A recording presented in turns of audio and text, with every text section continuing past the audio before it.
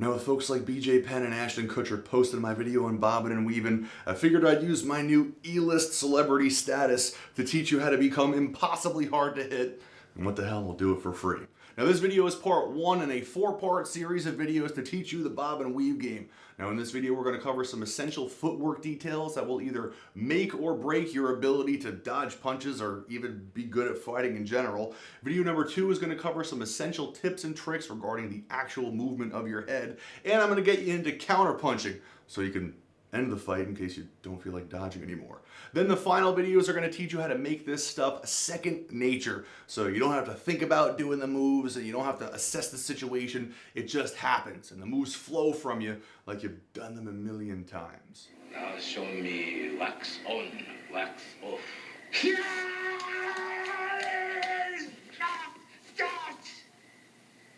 Sweet. Now I've been to a lot of mixed martial arts schools and I've trained a lot of people, and one thing I can state with reasonable certainty is that 99.9% of mixed martial artists suck at fighting.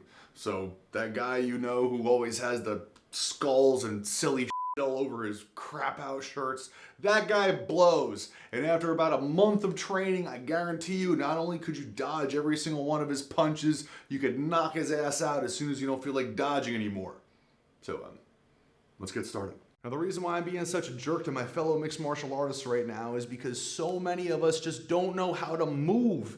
And I really want everyone to take a step back and look at their form and see if they're making these mistakes. And then let's fix them. I'll tell you right now, when it comes to dodging punches, one of the most important factors is maintaining your distance away from your opponent. So you have plenty of time to see the punches that are coming at your head, and so you're not right in front of him where he just gets to reach out and slug your face.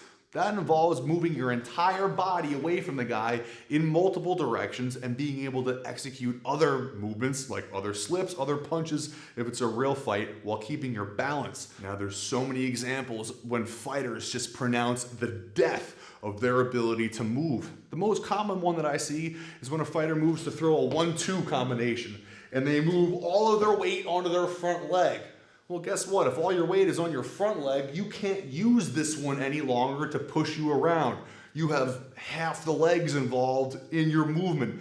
In fact, you have less than half your legs involved because you don't even get to use the strong muscles of your quads and your glutes to push you around. When you punch someone in the head, it flies backwards. And if you bring your base with you in your combinations, you can chase them and punch them again. Now, this can also be seen if you slip backwards and you put too much weight on your rear foot. It happens all the time. And every single time you no longer have both legs in the mix, guess what? You're not moving around effectively, and it's simple weight transfer that jumped up and bit you in the hiney.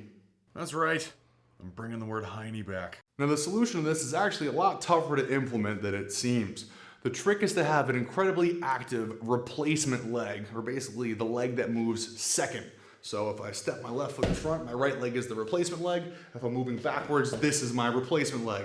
I used to call this the dragging leg, but I don't want you to drag your feet, so now it's the replacement leg.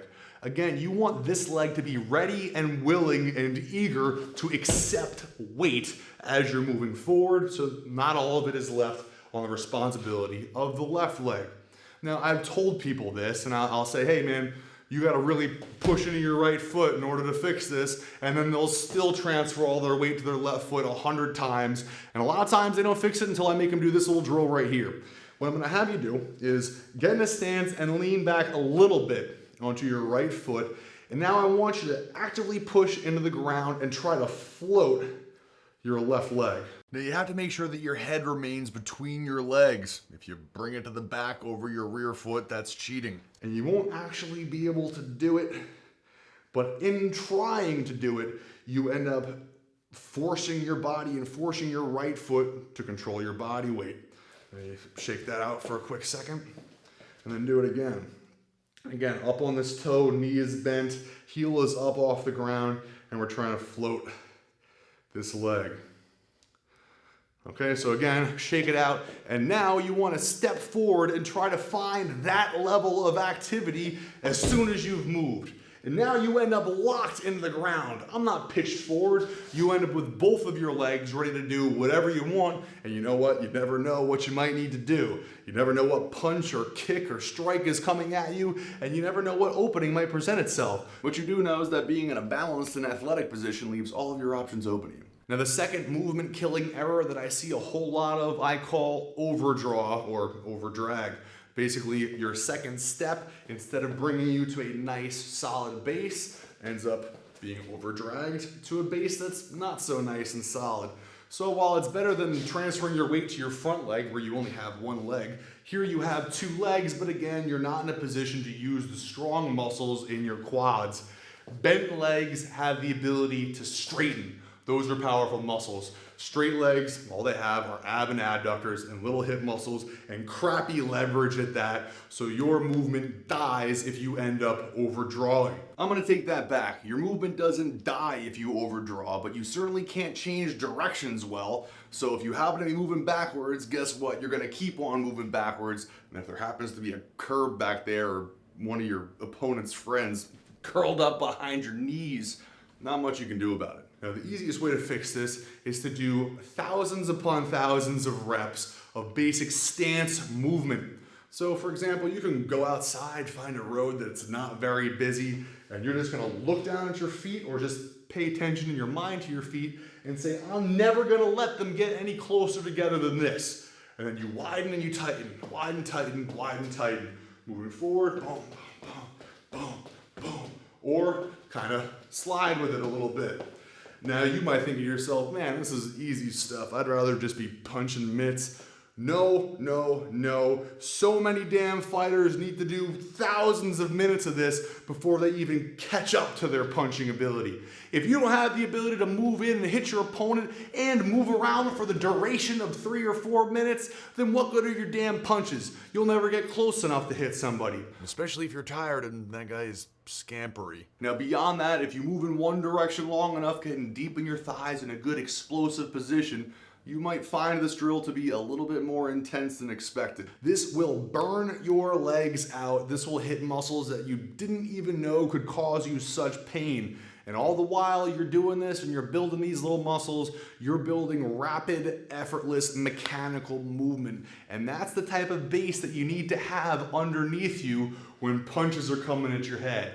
You need to be thinking about this and dodging that or punching that guy instead of worrying about whether or not this stuff is on balance. So get out there, do some stance movement. It will incinerate your legs and make you a way better fighter. And if you'd like to be a way better fighter, you should also like this video. Now in the next video, I'm gonna start teaching you some absurdly important details about the actual movement of your head. And we're gonna start taking that head movement into some big counter strikes so you can actually end the fight you're in. And if you have any questions, by all means ask them.